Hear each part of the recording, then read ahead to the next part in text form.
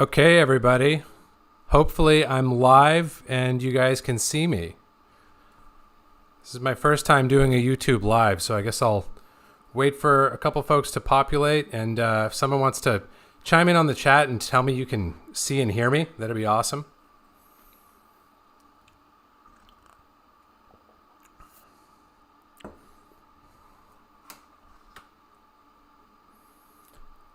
Okay, I see Belinsky there, the VDAP. Nice to see you guys.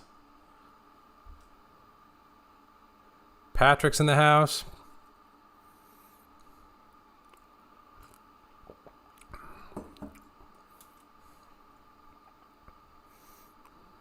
All right, someone let me know when you get a chance. Can you see and hear me okay?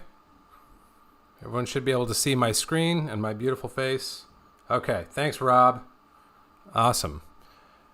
All right, guys, I'm going to get into some stuff. You guys can feel free to chime in with any questions you've got. It's open territory. We can talk about anything that we've done in recent videos, other color grading questions you've got, and I'm going to try to get to everybody as best I can. For the moment, I actually want to start with a really good question that I got from Philippe earlier this week, and I hope Philippe will be able to join us this morning. But Philippe asked that it seems obvious that narrative fiction does indeed have high contrast, right? So he says the contrast is high and the colors are dense. So where does the idea of film and images for narrative being low contrast come from?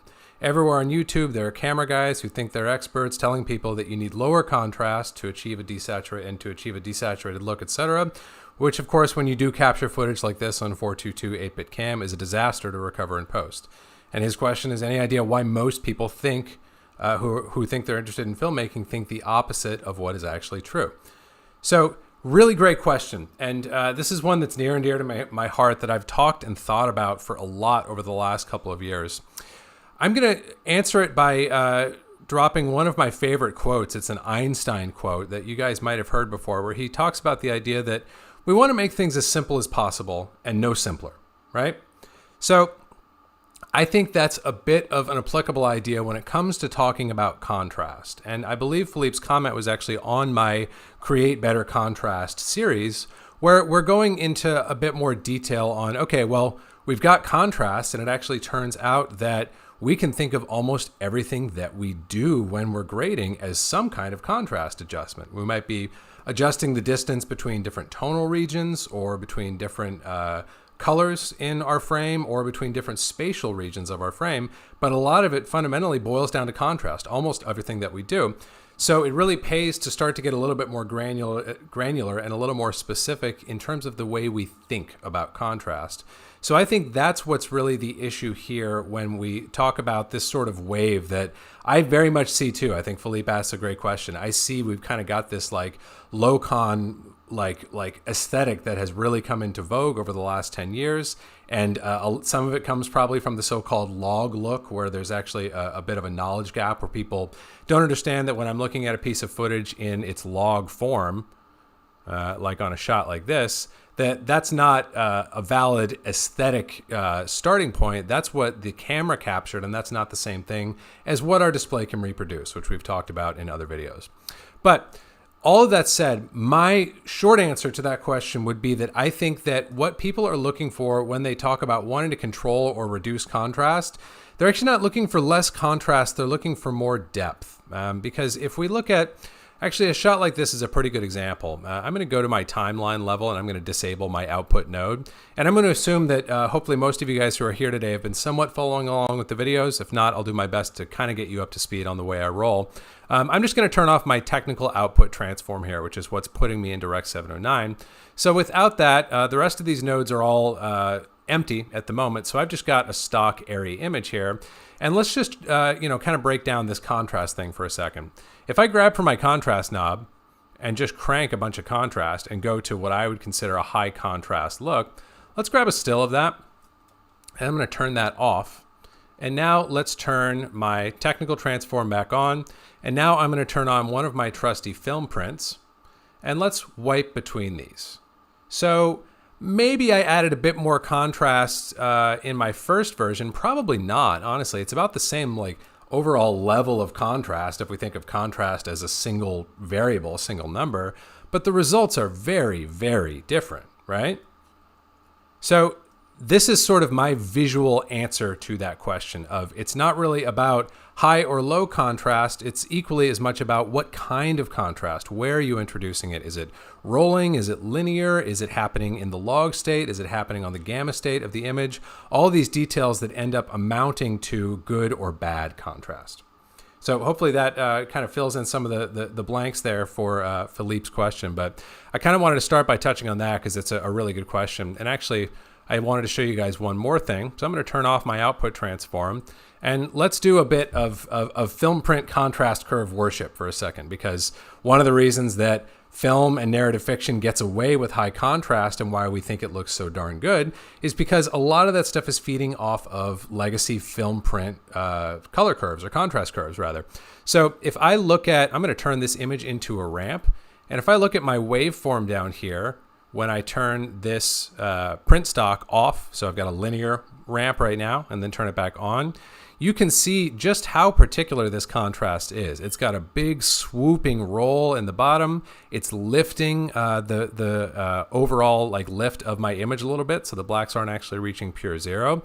And I've got this big, gentle, massive shoulder on the top. So the net of it, as we saw on this image, is some very strong contrast, but it's a very particular kind of contrast. And generally speaking, that kind of rolling or S-curve contrast is the kind of contrast that we are going to find visually palatable. And when we do a more linear form of contrast, or as another example, if we were working on this image, say, in its gamma state, after it has been processed from log and into gamma, and I were to go in and kind of work on the same experiments, even with like a normal amount of baseline contrast here, I'm just not going to get nearly as good of results. They're going to feel more quote unquote video-y because I'm not manipulating contrast at the right point in the processing chain, and I'm also not introducing the right kind of contrast into the image.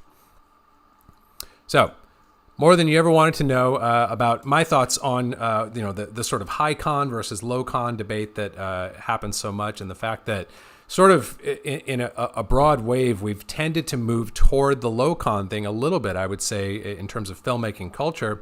And I think that's really born out of the desire to get more depth and not knowing how to preserve that depth while adding strong contrast. It's kind of a knowledge gap as opposed to an absolute aesthetic preference. All right, I'm going to keep going here. I can talk about this stuff all day. You guys can absolutely feel free to chime in at any point with your questions. So let me just keep going through some of the ones that I'd kind of flagged. Okay, so this is a great one. Was everyone watching the most recent Aces series? Everybody get a chance to check that out? If you haven't, it's, I think, very much worth watching, not only as an introduction to Aces, but as an introduction to color management and scene-referred grading in general. Scene-referred meaning that we are honoring and taking into account the conditions of the image when it was shot, as opposed to working in what we would call a display-referred model, which to use, like let's just flip to a fresh image just for the sake of mixing things up. So scene-referred would be saying, okay, this is Arri log C, and I need to map this into Rec 709. Those are two different two different color spaces with two different sets of primaries, tone curves, etc. So in a color managed or a scene referred model, I would say, all right, I'm going to take all those variables into account, and I'm going to produce a technical transform to do my sort of baseline processing, or what we might consider our lab work. So if I turn on this output node here and go full screen, you guys can see what I mean. This may not be creatively all that we want out of this beautiful test image from Arri, but it is normalized. It's no longer like completely flat and devoid of contrast. So this would be a scene-referred model if I set up this technical output transform and I work underneath it, which is the sort of foundational aspect of working in Aces. It is a scene-referred, color-managed workflow.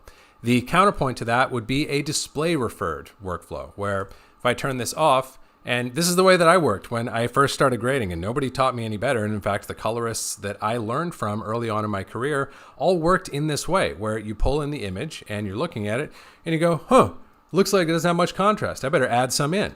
and you add some contrast into your image. And then you probably go, huh, there's not much saturation in there. I better add some of that in there.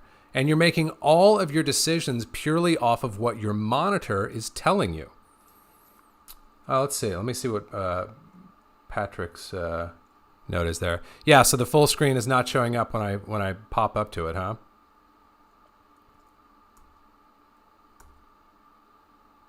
Huh, that's annoying. I'll have to look into that. It's showing on my monitor correctly. Let me just double check the stream here and see if I can troubleshoot it that way. Ah, that's totally right. Okay, you know what I'll do for now? I'm just going to do it's better than nothing. I'll do this kind of slightly larger view as opposed to going full screen for you guys. Thanks, Patrick. So where was I? So back on the display referred model, we're making all of our decisions based off of what our display tells us. And there's a couple problems with this approach. First of all, our decisions are only ever going to be as accurate as a display that we're working on. And we all know that no display is perfectly accurate. Secondly, in a world like we live in 2021, where I can't really tell you guys the last project that I color graded where there was only one deliverable and there was only interest in one deliverable. We need to be able to master 4 different display color spaces without having to subjectively guess and start over every time.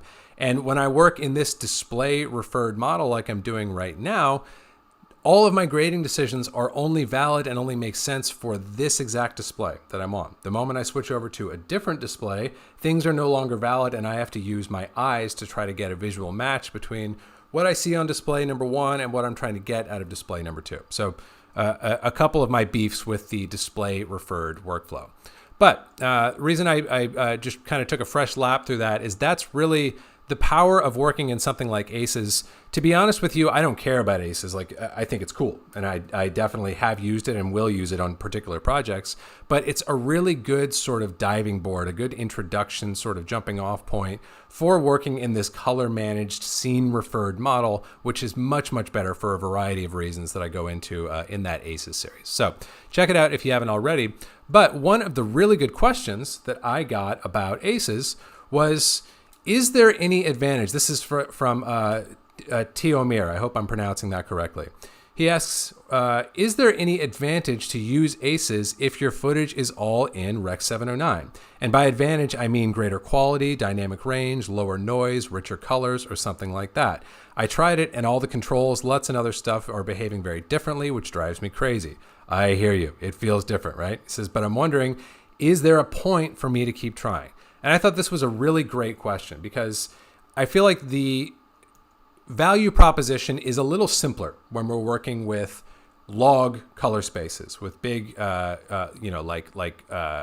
quality image sources. But what if we're grading like in Rec. 709? What if it's a bunch of iPhone footage? Is there any point to working in a big fancy color managed workflow? There is a judgment call to be made there because there is a point for me personally past which I'm not going to bother color managing stuff. Like, if you're handing me footage that is so fragile and delicate, like something that you shot in low light on your iPhone from 5 years ago, to make an extreme example, probably not going to color manage that because it's so delicate and brittle as it is that I'm going to take as light as possible a touch as I can on that material. And just the round trip of exploding it out into a log working space and then putting it back down into a display space has the potential to introduce problems and to sort of damage the image even further than it already is. So there's a sort of edge there past which I would say, you know what, I'm just going to kind of feel my way through this and use more of a displayed approach like I just was talking about a moment ago. However, that's at the extreme end of a spectrum that I generally plot somewhere along as opposed to at the very end of it. And the question of, is there an advantage? My answer would be absolutely. A couple of those advantages would be, number one, if I have a show or a film where it's mixed source, right? Where maybe some of the material is Rec. 709, but some of the material is Arialog C or Canon C-Log or whatever the case may be. If I go to the trouble of actually input mapping and continuing to work in that big ACES color space, I'm going to be able to unify all of my creative decisions. I'm going to be able to paste looks from one source to another without having to take those sources into account after that initial input mapping. But the even bigger question of, okay, what if it's all Rec. 709? What should we do there? What's the best approach there? Again, I would say unless the footage is so fragile that it's not even going to hold up to that round trip, which you can always audition, I still like to do it for a couple of reasons. The fundamental one, though, is this concept that I talked about, again, in the ACES series, and you guys have heard me talk about a lot, which is that I want to work photographically with my images. And I can really only do that when I'm in a log state on my image. When that image is in a gamma state, it's just not possible. So actually, I want to show you guys, here's a quick kind of demonstration of that idea. Let's go to, this image is actually fine. So I'm going to turn, good, my output transform is back on. And I'm going to show you just some exposure adjustment here. Now, I'm using one of my colloid tools to do this, which is doing like a true, like photometrically accurate exposure adjustment. It's really, really close to an offset, or even better using your global exposure tool down here in your high dynamic range. This is a tool that just is a bit more accurate along those lines. But I want to show it to you guys because when I'm working on my image in its original log state, I can trim stop, or I can open things up. And short of the actual limitations of the sensor which captured this image, I'm getting a very iris-like response with this knob.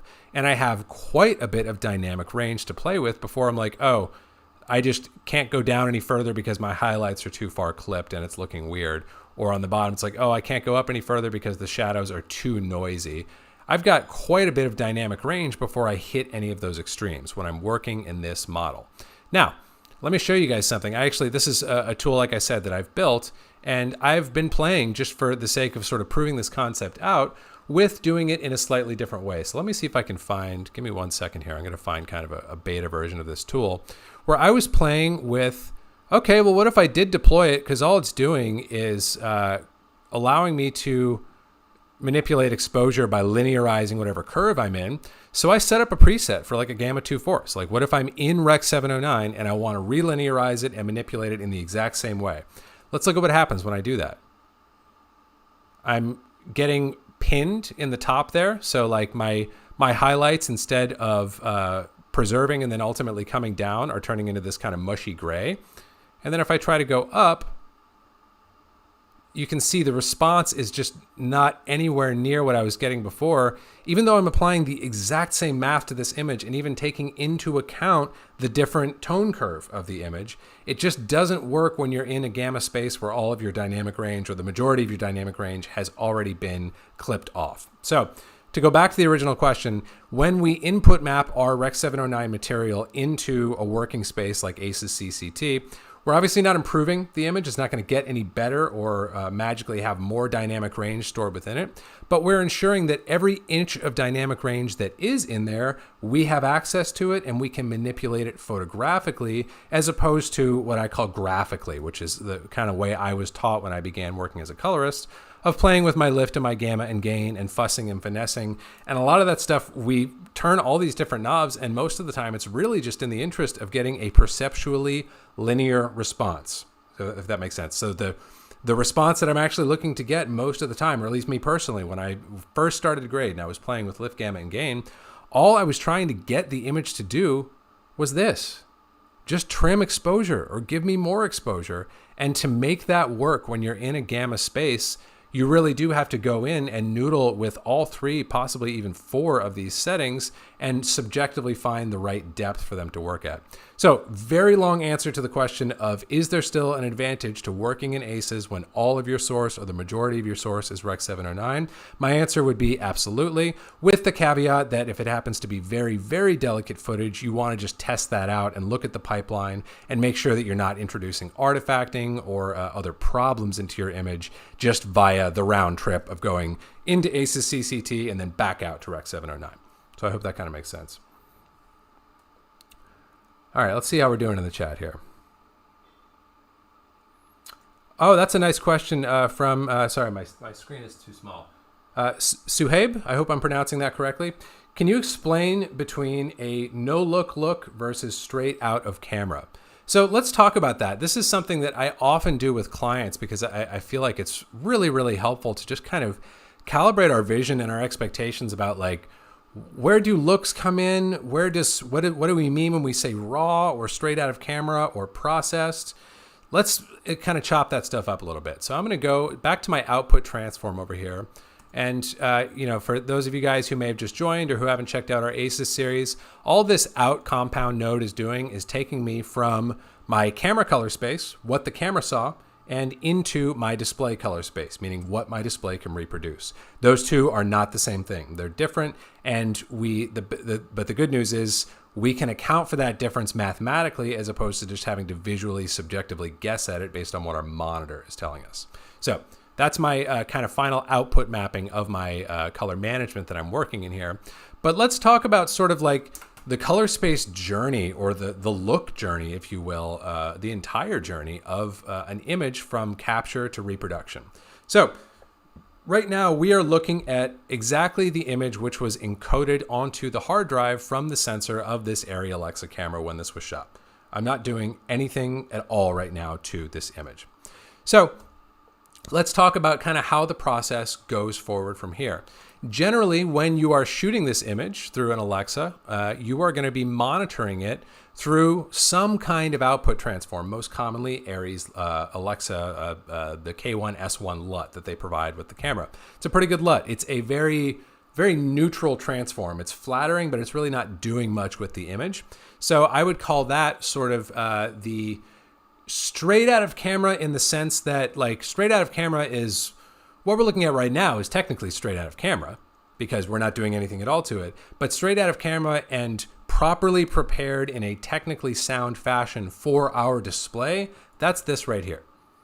And even that right there, this subject is so interesting because the more you explore it, the more you learn that there is to learn. But even that simple question of how do we transform from our camera color space to our display color space, it gets interesting really fast because my display can't reproduce nearly all the color and all the dynamic range that is contained in this source image. So there's some judgment calls that have to be made of like, all right, which pixels are important, which colors are important, which values are important, because saying that I'm going to convert Arri log C into Rec 709 is roughly the equivalent of saying, hey, you see that 10 pounds of dirt over there? Put it into this 5-pound sack. Well, I can put 5 pounds of that dirt into this 5-pound sack, and I can be judicious about which 5 pounds I put into this 5-pound sack, but I cannot put 10 pounds of dirt into a 5-pound sack. So even the question of an output transform is a bit tricky because there's different ways to get from that big wide color gamut, wide dynamic range down into the narrower dynamic range and color gamut of a Rec 709 display. But this is one technically sound solution to that math problem of how do we transform from camera color space to display color space. So this is what I would call sorry, I keep going full screen and I keep forgetting you guys can't see that. So I'm going to try to remember to just do this kind of scene view thing here. So this is what I would call a no look to answer the question. There's really very little opinionated manipulation going on here. There's a little bit, like I said, in terms of the judgment calls being made with the particular output transform that I'm using, but the goal of that transform is to create a reasonably pleasing but aesthetically neutral transformation from camera to display. So that's kind of a no look. And then from here is really where my work would typically begin when I'm working in color. I could work and just apply things by hand, as you guys have seen me do. Generally, what I would want to do here is do my global contrast curve next, which I could do with something like my custom curves and just kind of go by feel. One thing that I try to pay attention to here is to make sure that I'm preserving middle gray so that I'm not inadvertently pulling or pushing the exposure of my image just by trying to modulate the contrast. Or if I didn't want to do a global contrast curve by hand, this is generally what I use a film print look for. And this is one that I've created and prepared for my workflow that works inside of this Arri color space. And as you guys can see, we all have our own aesthetic preferences. This LUT, which I've spent many years refining and working on, and is one of a few that I have at the ready, for most of the work that I do, barring client preferences and direction, just going off of what I dig, like this looks awesome to me. And it's most of what I'm looking for out of my image, just out of the box with one setup in terms of like an overall look. So that's a long-winded answer, but I hope that kind of answers your question about like neutral versus unprocessed versus actually applying a look. Let's see what else everybody has to say here.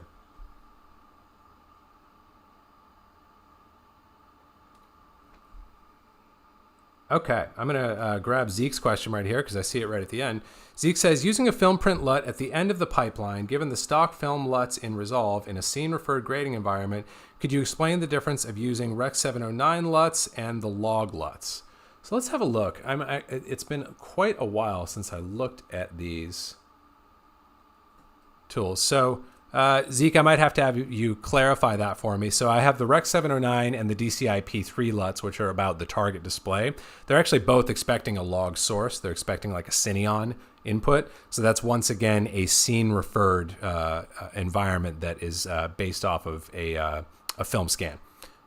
So that's kind of the idea there. Is these are actually set up to be a one-stop shop scene-referred color management pipeline with technical transform and with a look all baked into one single LUT. Obviously, that's a very simple approach, and if you like the look, it can be a very efficient approach. There's some downsides to having all of your technical transform and all of your look cooked down into one LUT. So your mileage is going to vary, in my opinion, with these stock film looks. I used them and tried to massage them as well as I could for many years, but they have limited utility in my experience. All right, let's see what else we got here. I got to get caught up. You guys have lots of questions. Easy one. Do you keep loom mix value to 0? No stock answer there. Generally, I will leave it where it's at in the default on Resolve. It just all depends on what I'm doing. But I also should point out that a lot of the contrast manipulations that I'm doing at the outset of a grade are actually not even coming from the primaries bar. You guys saw me talk about exposure a minute ago. That is, I try to get as far as I can with exposure before I even am properly manipulating contrast. And then beyond that, for contrast, I'm generally using my Contrast Plus tool, which I built. And if you guys look at this here, it actually effectively has a loom mix knob built into it. So, this would be the equivalent if I pump some contrast in. This would be the equivalent of the loom mix set to 0. And this would be the equivalent of the loom mix set to 1. So I see it as a creative tool that I work with, and move around depending on what I'm wanting to do with my image. Let's check out Luke's question. Is there a difference between putting the output transform on the timeline node versus putting it at the end of your node tree? Great question. No, absolutely not. You can put it at the end of the node tree at the clip level, and that's totally fine. And that's a totally valid reason for wanting to when you want to have the flexibility to put a node after that transform in some instances, or maybe you even want to leave it off for certain clips. So no, the order of operations is, like the end of the clip section of the node graph ends, and then the timeline node graph picks up right after that point. So the sequencing is still totally valid there. All right, let's see what else.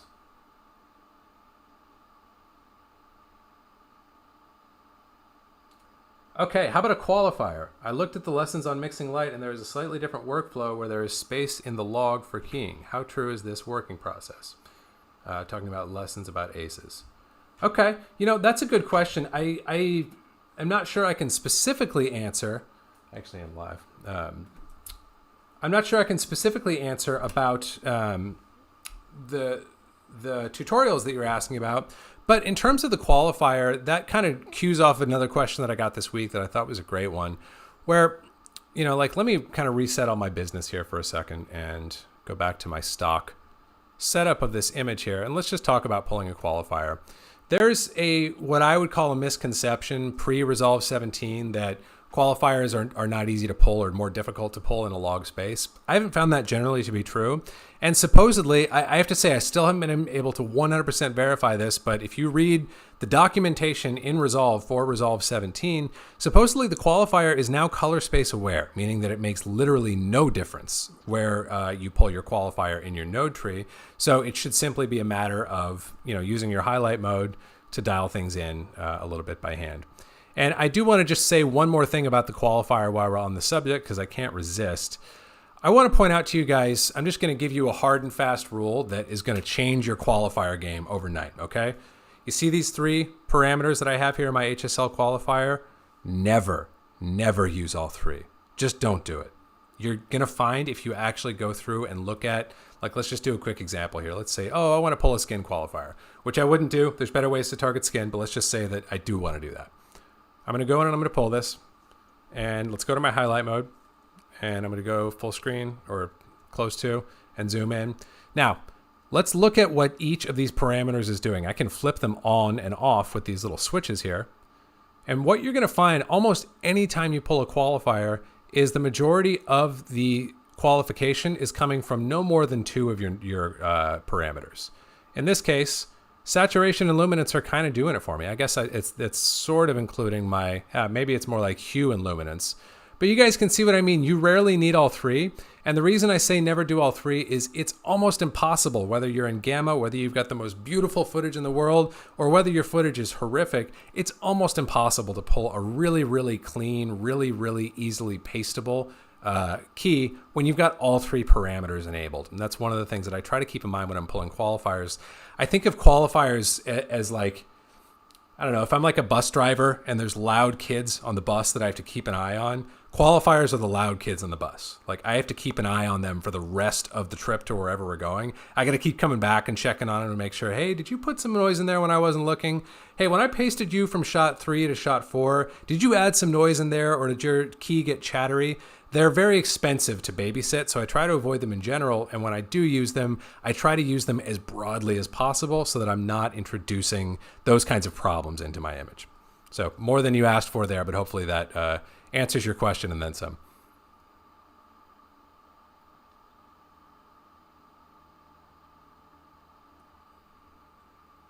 Okay, let's see what else. Is there any ways to convert Rec 709 to P3 color space? Absolutely. Very easy to do.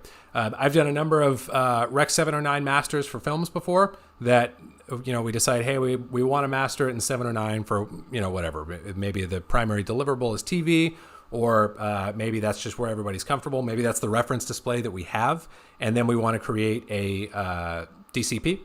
You just do a technical color space conversion from Rec 709 to P3. It's quite simple to do in a technically sound way. It's not the exact same thing as actually monitoring and mastering in P3, but pretty darn close.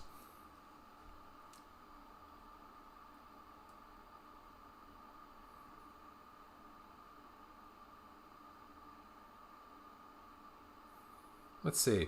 I see this question about some tips on getting the Morandi look with pastel colors. I'm actually not familiar with the Morandi look. But certainly a look with pastel colors absolutely would depend a lot on the original footage and art direction. It's funny, I'm working on a project this week that, between us girls, it's one of the first I've had in a while where a lot of what I try to do with like harmonizing color palettes and sort of like articulating like where do each of those colors live and how saturated should they be, how dense or how bright. A lot of that work was actually done really, really skillfully by the production designer and the art director, and it's a game changer. Like, the extra distance that I can go for this client because they were already so very like mindful and careful about the way they constructed that stuff is night and day. So there's absolutely, it's impossible to overstate the importance of gathering a really, really good image that is as much in line with the creative intent of the author as possible. It just means I can do more when we get to that stage.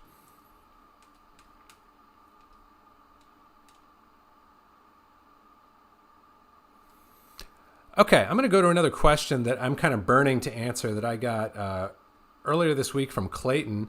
I don't know if Clayton's with us today, but give a shout if you are, Clayton. This was an awesome question. He says, hey, Colin, I discovered this channel yesterday, and I think you're wonderfully articulate. Oh, shucks, I'm going to start blushing. I'll skip that part. He says, I'd like to ask you a question. I've seen a lot of colorists, including yourself, choose to use a log gamma as their working space. Could you elaborate why this choice is often made?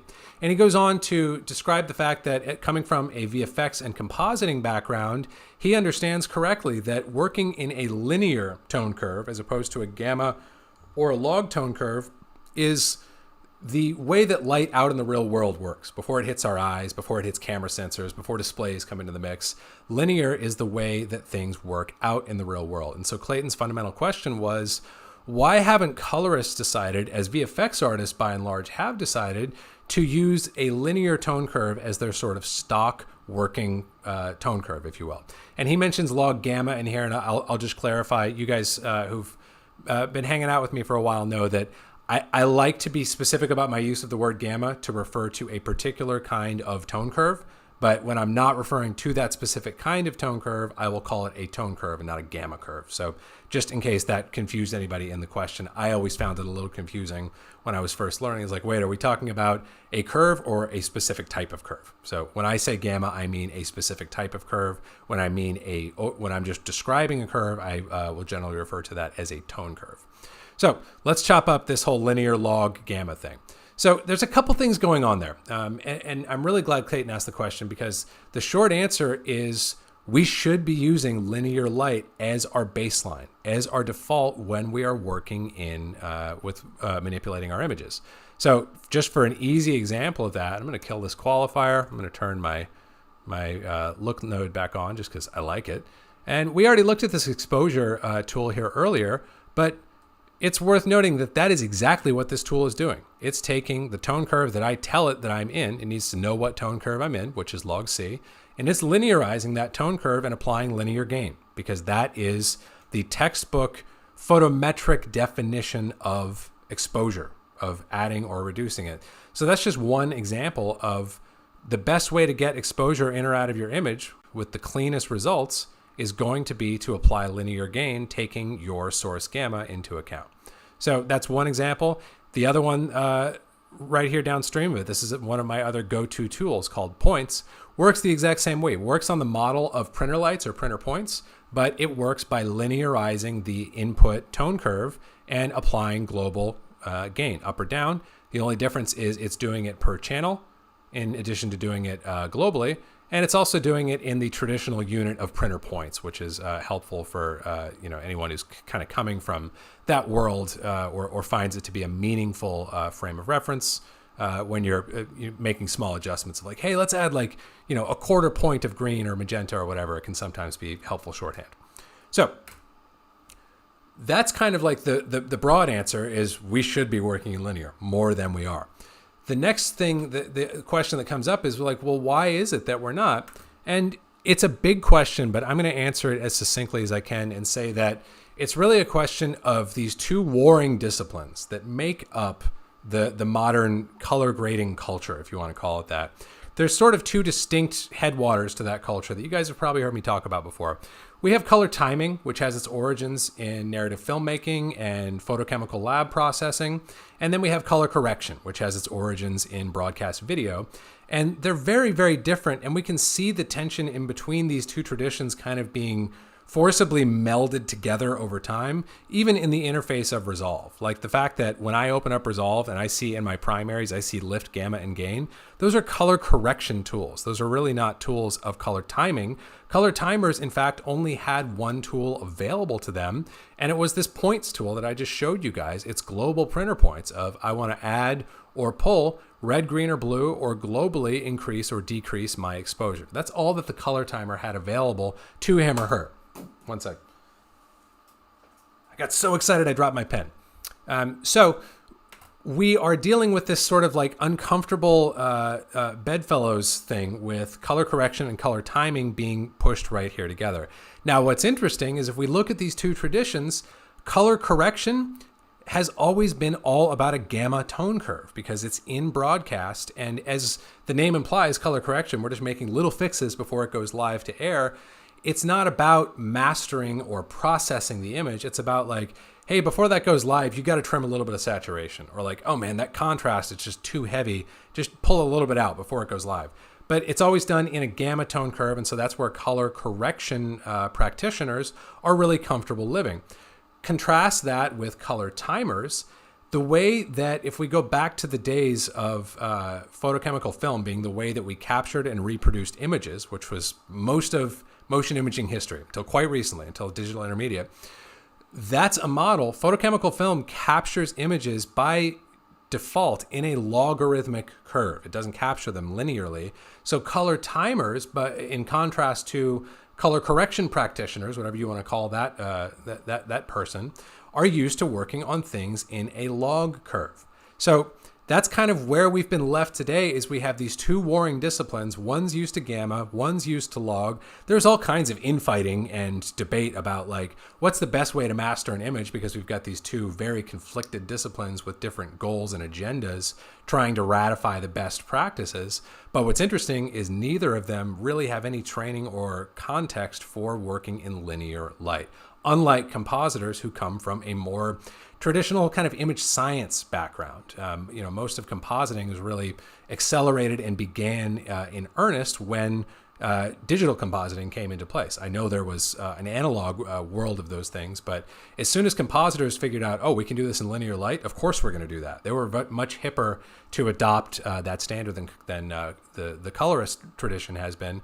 So that's a very long answer to what I think is a fascinating question of like, what happened to linear in all of this? Why don't we ever talk about it or think about it or work within it? And what is the history that has sort of led us to that point? So I'm not sure if you're here with us today, Clayton, but maybe you can watch the broadcast later and get an earful about my personal hunch about why those things are the case. Let's see what else we got here.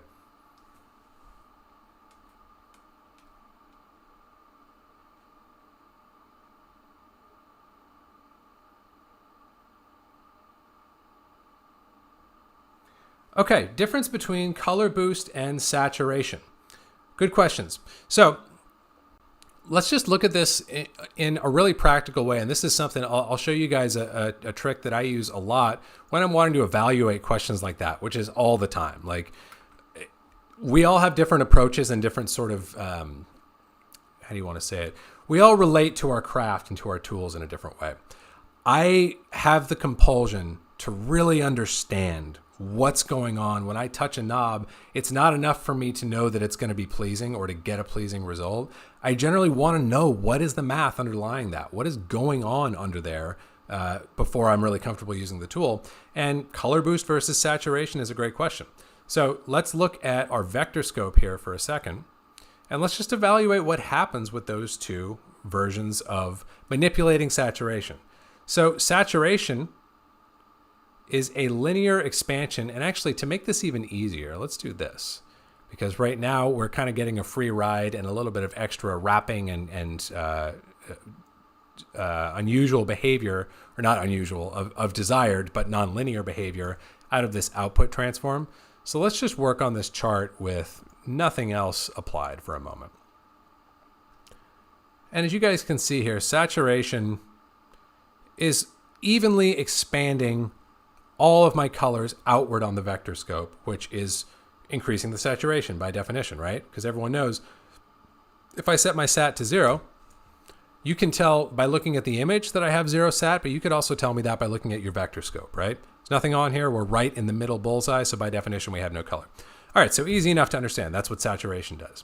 The color boost is there to try to account for the fact that generally, or often, I should say, when we are going to manipulate the overall colorfulness or saturation of our image, there are colors that are already quite saturated and others that are far less saturated.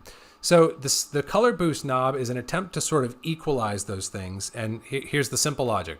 When you turn your color boost in a positive direction to the right, it is going to first sniff out the lowest saturations, and it's going to crank those up at a higher rate than the colors that are already highly saturated. So in an example like this one, I don't know, like let's see. Like this green apple is going to take the color boost sooner than the red ones to the right because they're more saturated, or sooner than, even better example, like the blue bottle here. And if we look at things on the vector scope, you can see that sort of like characteristic. It's almost like with the saturation version of the image, let's actually go back to our chart here. With this version of the image, when I add sat, everything is just kind of evenly expanding outward, right? Or it would contract inward if I drew it the other way. If I go to my color boost, it's going to feel more like you're pumping air into a balloon. You guys see what I mean there? We're kind of blowing it up, and the lower saturations in the middle are getting ballooned outward while the outer saturations are not holding still, but they're moving at a lower rate. So what does all that mean practically? When should we use it when we're grading? It's very much a feel and a subjective thing. It depends on what your scene calls for. But generally, if you take my premise that I'm always looking for the simplest possible tool. So all things being equal, saturation or color boost, saturation, because it's simpler. It's a more linear, simpler behavior. So my criteria for saying, well, it's not the best tool, even though it's simpler because I want a different behavior, would be to be looking at an image where I'm saying, gosh, I'm getting the saturation I want out of this area of the image that was too low in saturation before. However, some of my higher saturations are now looking totally electric and crazy. So that's kind of my criteria that I would apply for using saturation versus color boost. And that's also sort of a good way of introducing the sat versus, or excuse me, the X versus sat curves here in this section of Resolve. These are other ways of articulating your saturation of your image in nonlinear ways. So we can say, hey, I want to saturate just the dark stuff, and I actually want to simultaneously desaturate the light stuff.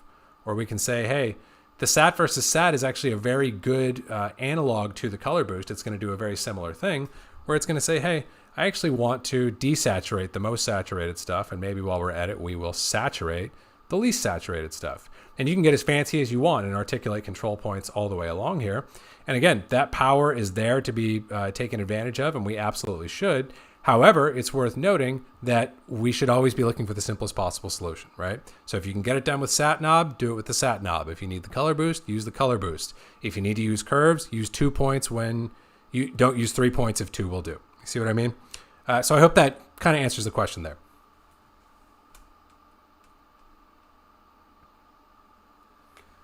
Okay, when should we use the 3D keyer? The Resolve training made it seem like a savior for the qualifier to be used where the qualifier failed. Is that so? Gosh, that's a good question. I'm going to level with you guys. I'm going to tell you my least favorite tool in the entire Resolve ecosystem. It's the qualifier.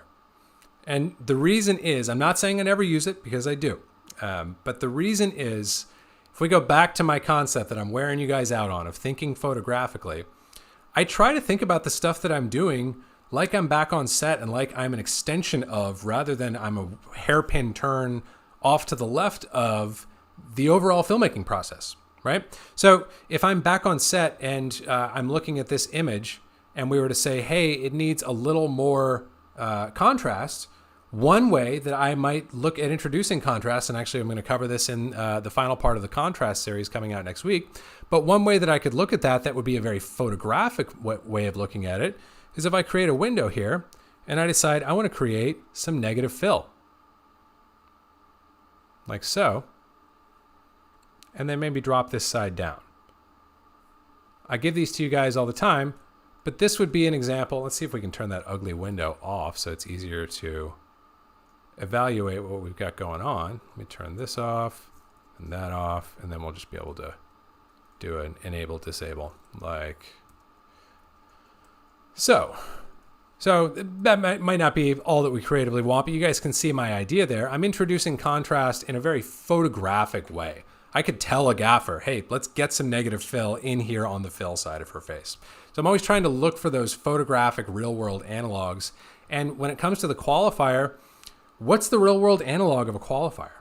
It's a very, very like narrow and precise and very graphical way of grabbing at things that should be, in my opinion, your absolute last resort. It has a lot of disadvantages. I already made my analogy about the problem kids on the bus. The qualifier is the problem kids for sure.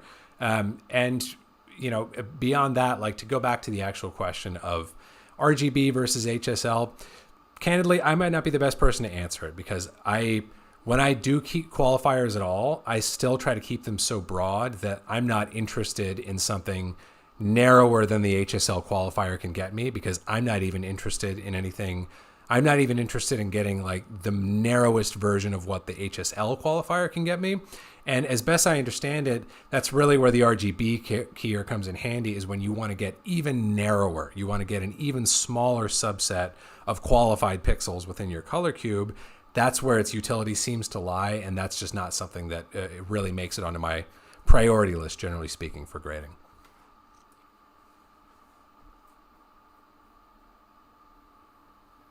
Will this stream be archived for later viewing? Well, gosh, I feel a little self-conscious because I'm just riffing with you guys here, and I'm not doing my normal scripted presentation. But why not? We'll leave it up, and if everyone hates it, then maybe I won't continue to do it. But why not? I'll put it up for you guys to rewatch at your pleasure. Let's see. Can we add any specific color in Resolve with the specific hex code? Yeah, you probably, if I wanted to do that, probably the way I would go about it is there's some kind of tool in OS X for this. It's the color picker, maybe? In Mac OS, I should say.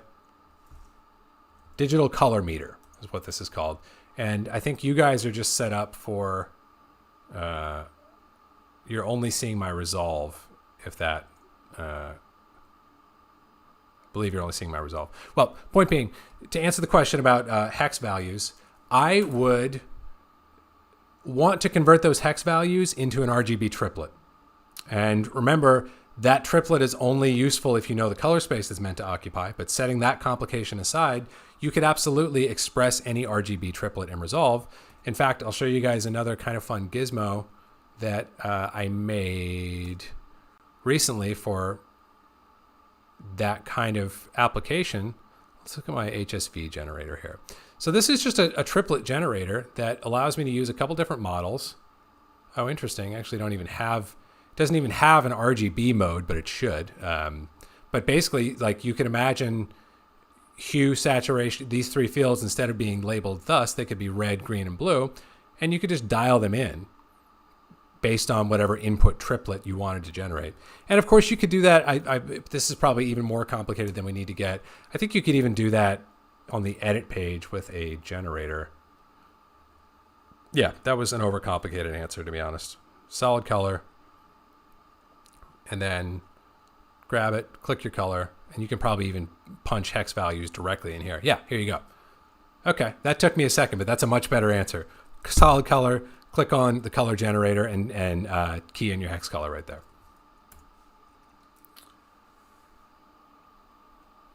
Okay, let's see what else.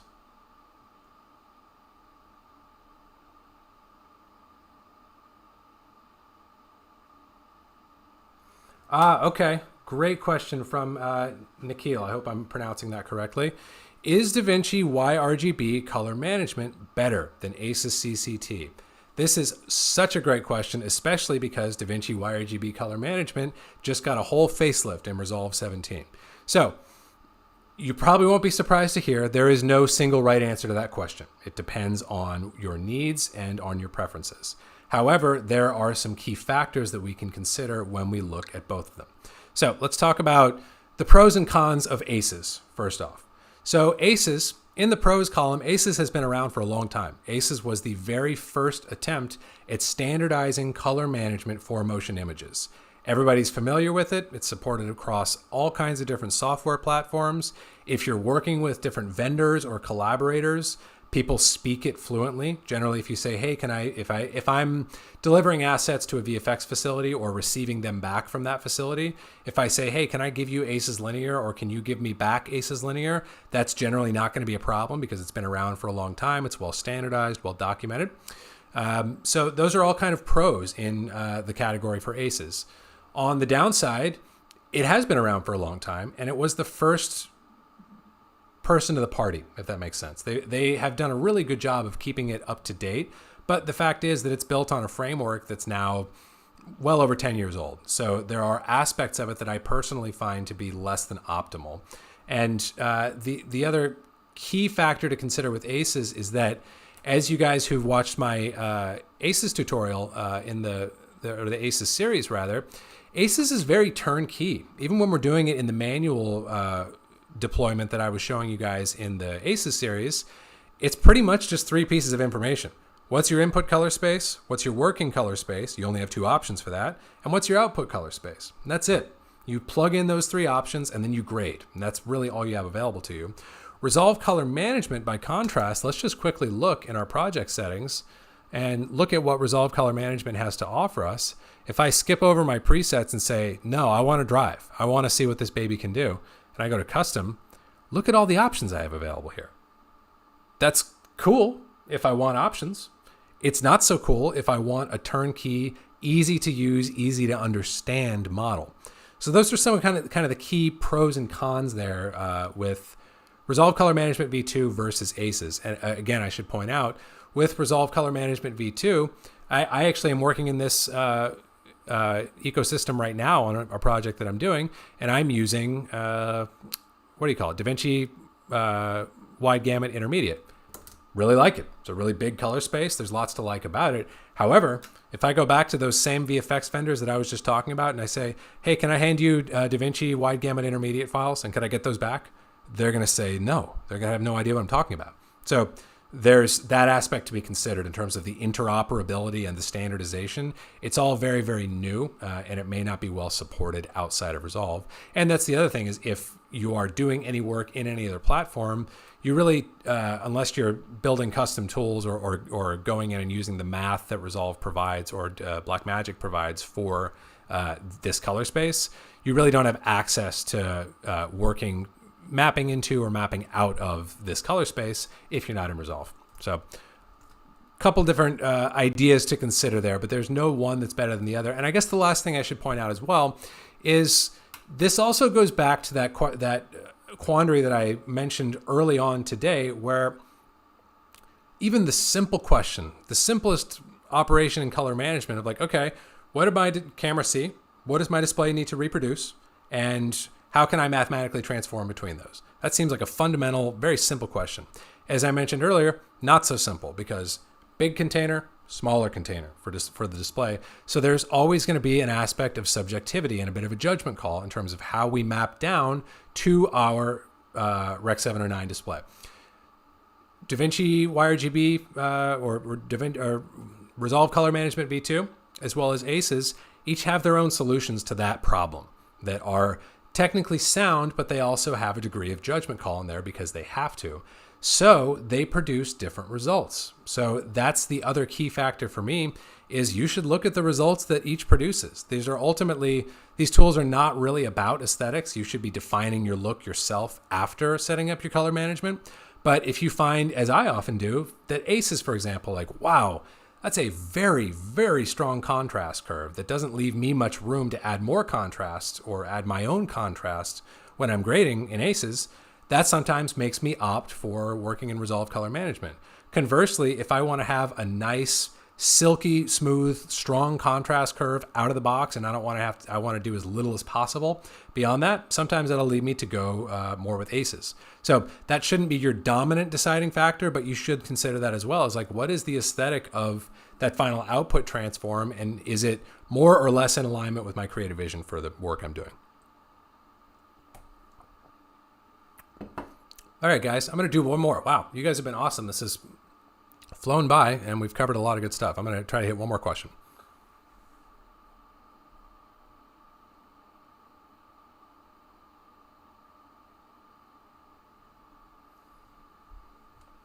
Okay, I lied. I'm going to do two because we got two great questions here from Amandi and from Zeke. So let's start with Amandi. So what are your thoughts on placing grain at the start of your grade rather than at the end? Is there any difference? That's a great question. And for me, the answer would come back to thinking about what I am modeling. And that's generally, grain has its own merits and we use it because it is, has aesthetic properties that we can find pleasing. But I like to think about it in a practical way of like, all right, what am I modeling here? And specifically, like the broadest question for me with grain would be, okay, what gauge of film grain am I modeling? Because 8mm is going to feel very different than Super 35. And the next question immediately downstream of that is going to be, am I modeling negative grain or am I modeling print grain? And my answer to that question is probably going to be what determines where I place the grain in my node graph. If it's print grain, I probably want to place it where it would have been applied to the image in a photochemical workflow at the end of the stack. If it's negative grain, if I'm trying to cook that grain into the negative, I would put it at the very beginning of the stack. Neither is right or wrong. They're both going to yield different results because, for example, if you apply grain and then you add 2 stops of exposure, that's going to give you a very different result than adding 2 stops of exposure and then applying grain. So they're going to have different effects, but I think a helpful way to navigate the differences and which you prefer is, am I trying to model negative grain or positive print grain, or am I trying to model a little bit of both, in which case you theoretically could do a little at the head, a little at the tail. I've actually never done that before, and now you've got my gears turning. Maybe I'll do that in a future project, but that would be the way I would think about placement of grain in the node graph.